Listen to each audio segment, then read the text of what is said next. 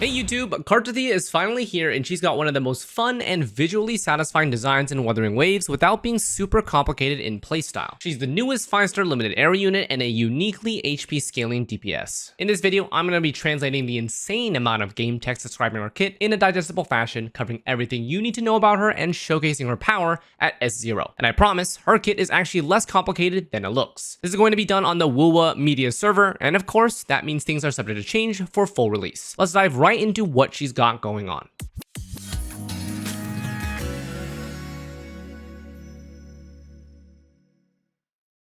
First, breaking down that intro clip. So we've got best in slot team comp set up with Chacona and ARover, and then initiating a full rotation with Cartethyia. So Cart intros, and then she pieces Echo, then we ult into Fleurdelys, then we basic 5 into E1, into M2 or 3, and then E2, then basic 5, then Fleur ult. This is the simplest raw autopilot rotation that uses 100% of her kit. It isn't the highest DPS, but it will be the most comfortable rotation that you won't need to think too hard about. We'll discuss slightly more optimized DPS rotations once we've broken down her kit. Now, before that, we've got some setup that we need to do. Let's go back to base form Cart. See the Forte bar? When you're on Cart, there are going to be 3 swords that are not lit up. We want all those to light up and be activated before we ult into Fleurdelys. So the left sword is a heavy attack or intro ability, and this is quick to summon. It's the Discord sword. The middle sword is going to be basic 4 only, which is usually the longest to summon, and this one is the divinity sword. It can be connected after the intro to summon pretty quickly because the intro lets you get into basic 2. And then the right sword is the virtue sword, and this is with skill only. It's pretty quick to summon. Once you have all 3 swords, they'll be lit up on your Forte bar, but you still have to activate them with the plunge attack.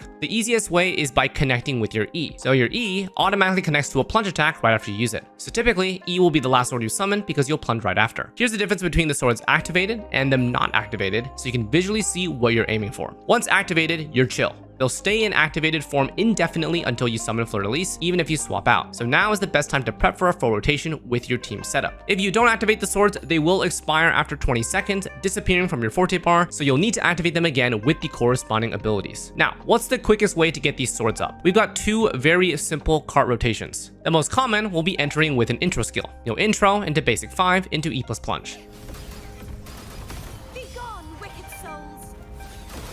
And if you are solo or you don't have your intro ability up, then you'll just heavy attack into basic 5 into E plus plunge.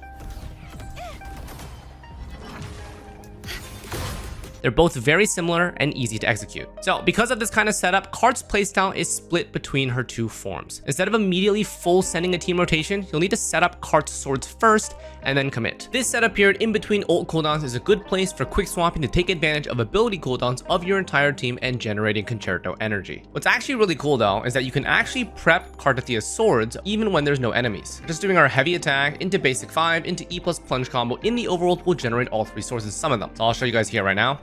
Heavy attack, basic 5, and then E plunge, and boom.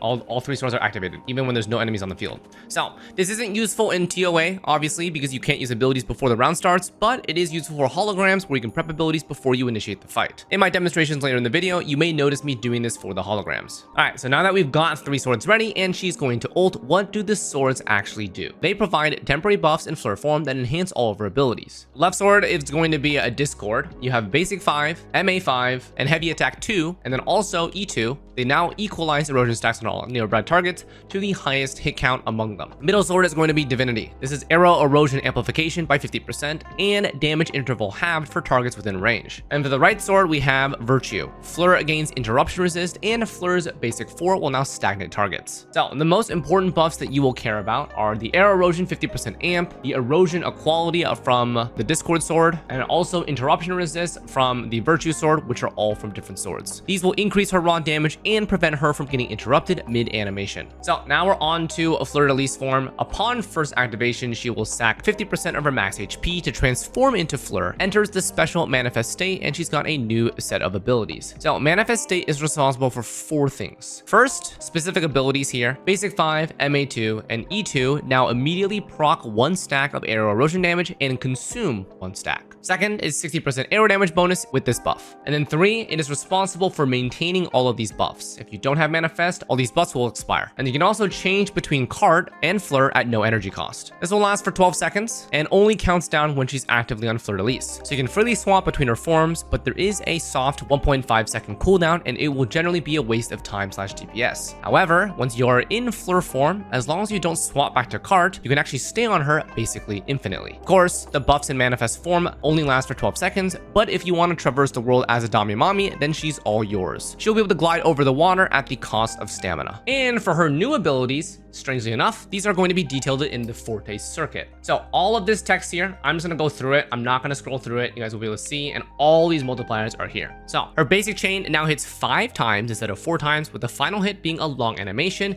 and also the highest multiplier. Her E now has 2 casts. Sword to Answer is the first one, and May Tempest Break is the second one. The first will launch her in the air, if not already in the air, and pulls nearby enemies in. Her second E will plunge downwards and deal damage, connecting into basic 3 if you normal attack right afterwards. Her jump becomes a damage ability called Upward Cut that launches her in the air, and her heavy attack has a first cast, which is a forward thrust, and also a second cast if you press the normal attack afterwards, which is an arrow blast. In midair, she's also got enhanced aerial slashes with MA1, 2, and 3, with the third one plunging down. These midair slashes will be used when you normal attack after any ability that launches her in the air. You'll also notice that her Forte bar is completely different and starts out empty. This is her Conviction bar, and we need to fill the entire bar up before she can do her Giga World Splitting ult. Any and all abilities that damage enemies will fill this bar up, and this is where we get into Fleurdelys rotations. Instead of showing how much conviction each small part of her kit gives her, it's more meaningful when you consider a full rotation, because most of the time, when you guys have downtime,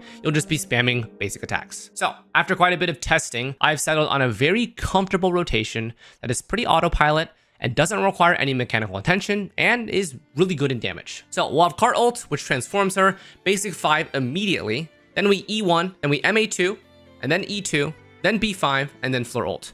This will guarantee a full conviction bar and also includes 3 uses of her strongest multipliers. We use basic 5 twice, we use midair 2 once, and we use left sword's buffs 4 times for additional damage on basic 5, MA2, and E2. Left sword is the arrow erosion instant damage proc and consumption. B5 is the long animation, but also deals the most damage. So it's always a trade-off to commit. Now that being said, I would try to commit to using it after E2, because E2 chains into basic 3, which skips B1 and B2, which is a time saver. So alternative rotation that is slightly shorter, it's damage optimized per rotation, and it's perfect conviction bar generation, because the first one is actually over generation. So you have Cart ult into basic 1, then you jump for the upward cut, and then you squeeze in MA2, so that's mid-air 1 and 2, and then you do E1. You're already in mid-air, so E1 will make you stay in mid-air. It'll reset your attack combo, so you can MA2 again, then you E2, plunge down, then basic 5 to finish it, and then Fleur ult. You basically just replace her initial basic 5 combo with a shorter, slightly less damage MA2 combo that still gets the extra arrow erosion proc. The difference in damage between these 2 rotations is really, really small, but if you want to min-max, this will save you a bit more time. It is more difficult to pull off though, since it does require more inputs to jump, MA2, and prevent MA3 from happening twice. MA3, as you probably have seen here, is a pretty big damage loss because only 2.2% max HP, and it also has a decent animation time. So its multiplier being low and animation time means we want to skip it. All right, so now begs the question, what's going on with the arrow erosion stacks? In the previous demos, her rotation is fluid because we assume supports are helping us out. But the truth is, arrow erosion stacks are only produced in Cart form and only consumed in Fleurdelys form. So yeah, Fleur form naturally does not apply any arrow erosion stacks. So doing her proper rotation, we actually consume 3 erosion stacks before popping her ult finisher. Chacona would solve the problem here because her ult has off-field erosion application, but not everyone's going to have Chacona. So, can she do it herself? The answer is yes in a modified rotation, but it's a bit tight on timing to complete within 12 seconds of manifest buffs. If you get interrupted at any time with the rotation, it might scuff your damage. This demonstration is going to be solo Cartethyia to show you how we can reapply erosion stacks after consuming them before her ult finisher to get optimal damage. Alright, so let's break this down. In this rotation, we are first able to consume all 3 stacks of erosion in the first part of Fleur's ult.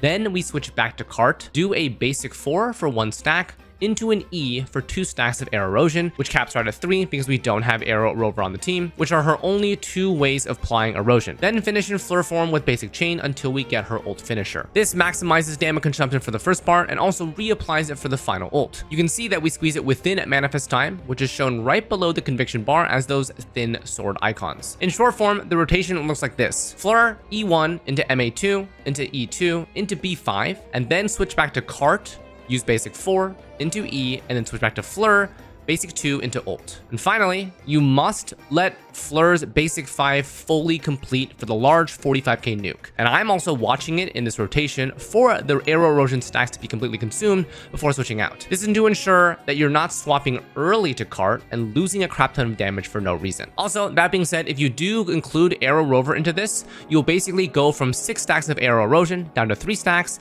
and then when you switch to Cart, you'll pop that back up to 6. So you're good there. This is just mainly for people who don't have Chacona. And so that basically completes her rotation. Once for ult, she'll be back to Cart and restore 50% of her max HP with 0 swords. She also clears all the aero erosion on the target, and from this point, it's just setting up her swords again, restoring energy to the supports and prepping intro-outro skills for the next all-in. It's important to note here that each stack will amplify the damage done by her ult, so aero erosion is very important to maintain. This is why supports are pretty nice, because you have ARover, who increases the aero erosion stacks, and then we also have Chacona, who's able to apply aero erosion pretty consistently. So that basically wraps up all the essentials of her kit. Now we have some quick extra Forte details and Forte priority to go through. Stat nodes will provide her with 8% crit rate and 12% HP. Middle passive node gives 20% increased healing to party members, as well as rover resistance interruption. And then the top passive node grants universal damage amp to all Cart Fleur attacks, 10% per aero erosion stack up to 60%. All right, now for Forte priority, we have Forte Circuit and Liberation at equal and high investment.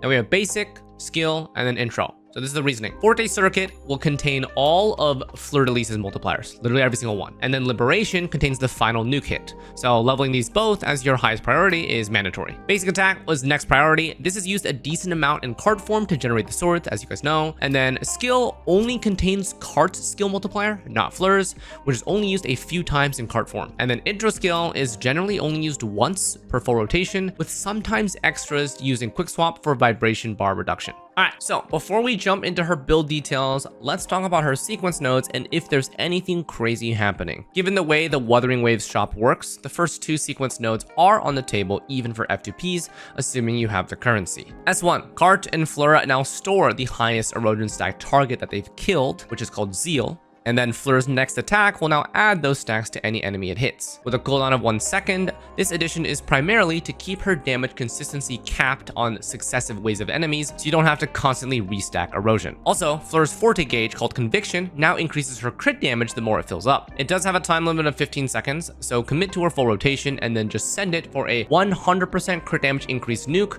which is 4 stacks of 25% on her final ult finisher. S2, she can now personally increase max erosion stacks by 3, and she'll immediately proc it on first Fleurdelys attack. Combined with S1, it's a pretty substantial damage improvement to her full rotation. This does also stack with ARover's outro skill, so combining the two, you can end up with 9 aero erosion stacks. This is a pretty substantial damage increase, affecting all aero erosion procs, including the ones Fleur detonates during manifest state. Her ult finisher damage amp is capped at 5 stacks though, so you won't be getting any ult boost. If you do end up going with S2, a couple things slightly change with her design. She becomes more quick swap friendly in team comps due to her E cooldown reduction. This also means that her full rotation with team setup may be improvised to include base Cart within the buffs. Because beforehand, you would try to prep 3 swords before the team setup so you can maximize Fleurdelys' damage. With S2, you can improvise to team setup first and then deal both of Cart's rotation and Fleurdelys' rotation within the buff range. This is more difficult to manage in terms of timing because Cart plus Fleur takes quite a while, so make sure you keep Rover's outro and Chacona's outro skill refreshed every 30 seconds, which is their uptime, or else they may expire when you finally unleash Fleur's ult finisher. Personally, for me, I will prefer to set up Cart before the team setup, since enemy attacks need to be accounted for, especially in holograms. But for things like TOA, if you can one phase the enemy within a full Cart Fleur rotation, then that will be optimal to squeeze out highest damage. S3, basic 5, MA2, heavy attack 2,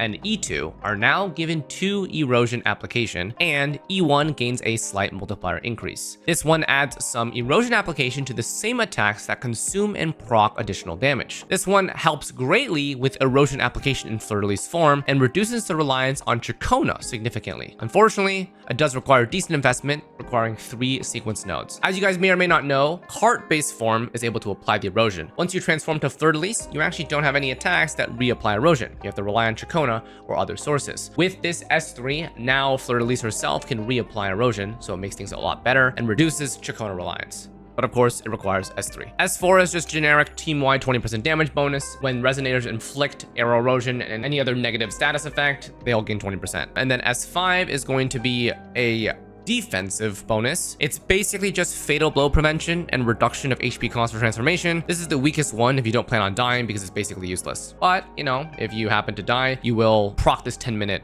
revival thing. And then S6. This one is pretty strong. Basically, when you transform to Fleurdelys, for 30 seconds, any erosion application from any team member, including herself, immediately explodes the erosion damage once at max stacks. This is very valuable for re-adding Chacona back into the team if you removed her previously. And then Fleurdelys' own erosion application from her early sequence nodes also adds a lot of value. Not only that, but enemies also take 40% more unconditional damage from Fleurdelys. While this won't be an impressive big number nuke like Jinshi, Fleurdelys' hit count and extra damage procs will be deleting enemies like crazy. So overall, pretty massive upgrades from her sequence nodes. S1 is a raw damage increase. S2 and S3 improved base kit design and less reliance on Rover and Chacona. S4 and S5 are filler, and then S6 is very big damage. All right, now let's talk about her weapons. Pretty short category here. She's a sword user, and she is an HP scaler. So by default, HP scaler makes her signature weapon incredibly valuable because the only other weapon with HP percent is the 3-star Guardian Sword. Her signature, as you guys can see here, provides a massive 72 plus 12 for 84.2% HP,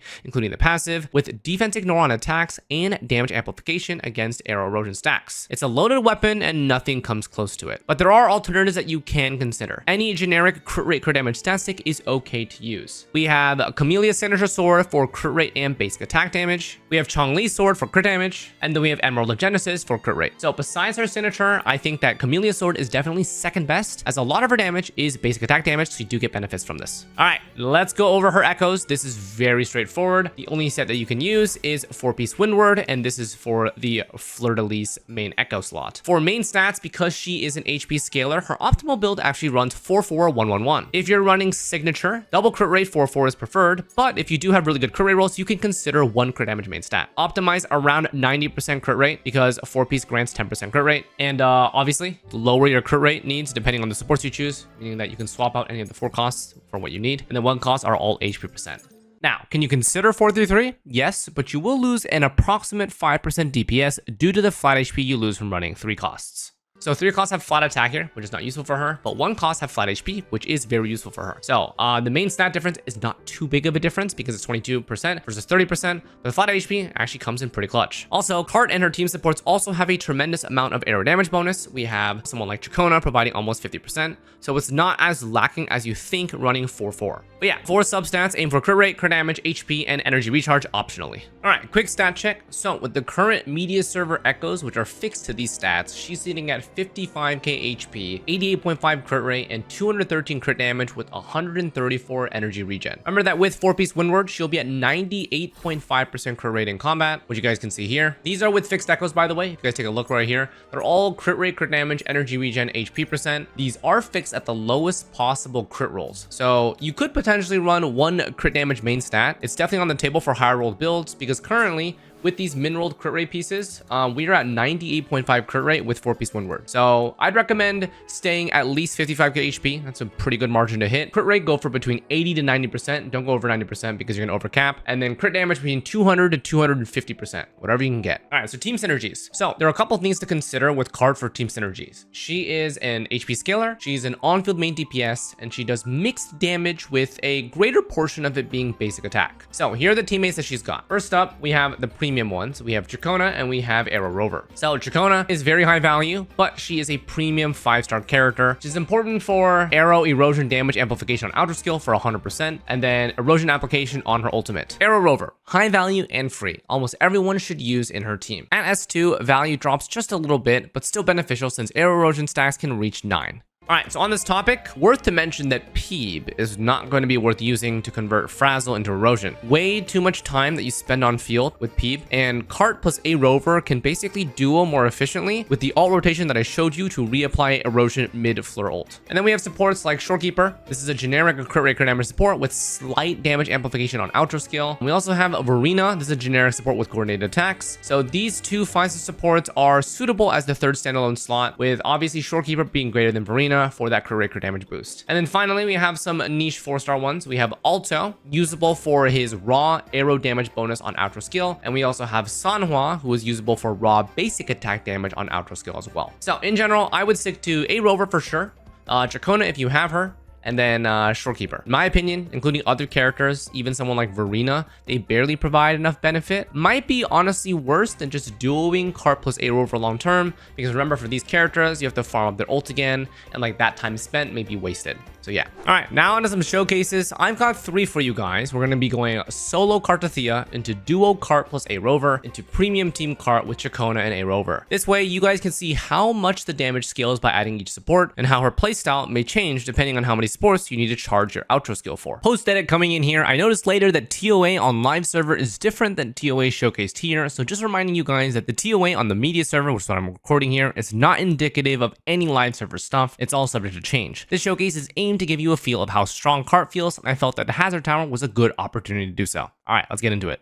All right, starting off with Cart solo, we are going to be doing Hazard Tower floor 1 in the Tower of Adversity for all these showcases. So let's go. We're going to be using alt rotation as pretty much expected. I'm going to be leading with our sword generation. You guys notice here at the very beginning, somehow my E misses and I'm not able to get arrow erosion stacks.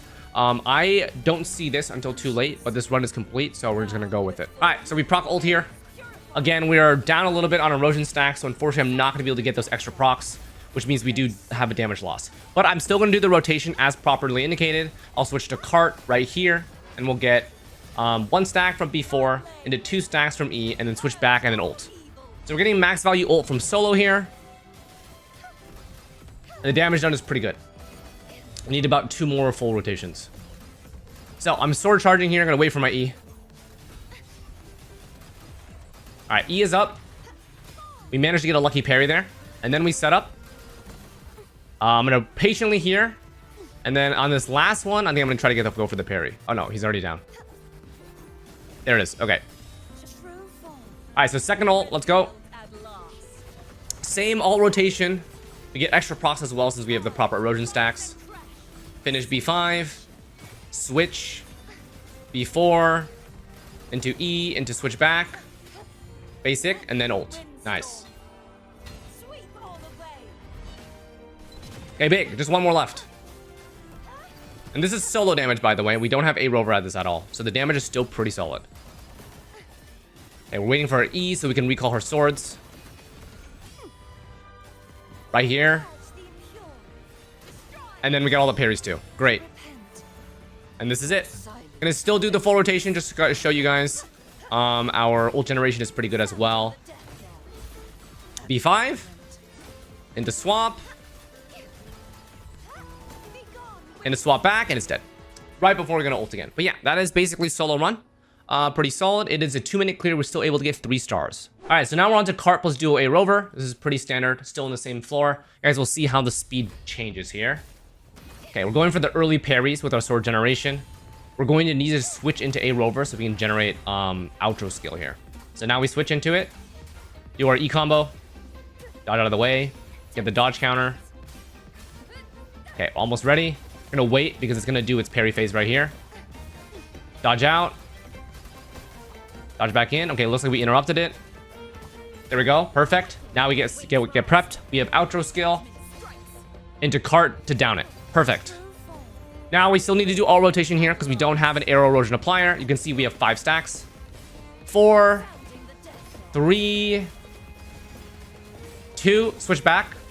Generate +1 and generate +2 and then switch back and then boom. The damage, pretty good, 40k. We just need one more rotation of that. Pretty close. Parries. Another parry. And then third parry. Boom. Set ult again. Switch into cart. And from here, we're going to do the intro. So we got to generate our swords first. So watch. Okay, basic 5. Intro skill got us our left one. We go E and then we go ult. Very quick. And we're still doing the stereotypical combo here.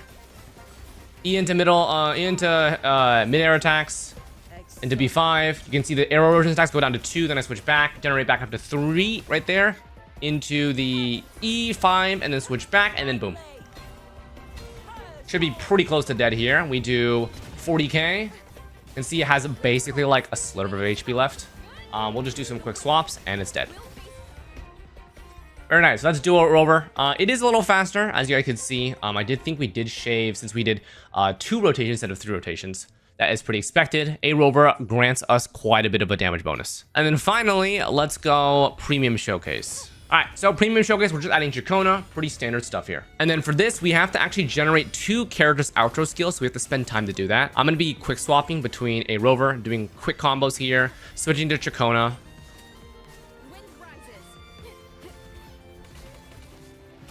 Okay, so I generated 3/4 of Rover's bar, and now we're on Chacona. We're going to use these parries to steal some Concerto.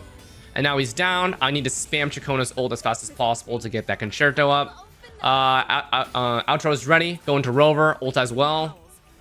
Get Concerto. So we're going to be a little bit late here, but now we can see the full damage. So I'm doing normal rotation here. B5 into E into mid-air attacks. Into E2, into finishing B5, and then ulting. 6 erosion stacks, ulting. Damage. 51k. Very nice. So we do need another rotation though, but basically you can see the damage difference. We're 50 seconds in, 1 rotation. We do have to charge our outros up. For example, if you're doing holograms and you have full Concerto, you can initiate this combo instantly, which is a pretty big early nuke. Pretty nice. All right, let's finish this off. We're doing our ult combo here. The boss is downed. I'm pretty sure that Cart is gonna deal like, she's gonna ult and then do 1 hit and then it's dead. There it is. Very nice. As Premium Showcase. So that's going to wrap up this comprehensive guide on Cart. Her damage is pretty exceptional, and she is viable even solo, though you are going to be missing a bit of damage. Thankfully, everyone has access to ARover, which will provide a substantial damage increase at no cost. Is she worth the pull? In my opinion, she's clearly quite strong, and even if you don't have Chacona, she still has a rotation that is viable for maintaining erosion stacks. Visually, she's very appealing, and her attacks are also very satisfying to execute. For me personally, I prefer soloing holograms, and I'll probably invest in sequence nodes since they do scale into her soloness and reduce the requirement on supports. Overall, I think that she's an excellent pickup even without Chacona, and this is due to her capability of swapping between Cart and Fleur form within the manifest state of her ult. Without that, we wouldn't be able to swap back and apply erosion with Cart. So yeah, that's gonna wrap things up. If this video helped you out, I'd appreciate a like and sub to show YouTube that you enjoyed the video. And if you know someone who's interested in Cartethyia, maybe this video would help them out. If you want to see me solo holograms or chill on stream, I'm live almost every night on Twitch at twitch.tv/Xlice. Let me know in the comments what you think of her. Thank you for watching, and we'll see you guys next time. Take care.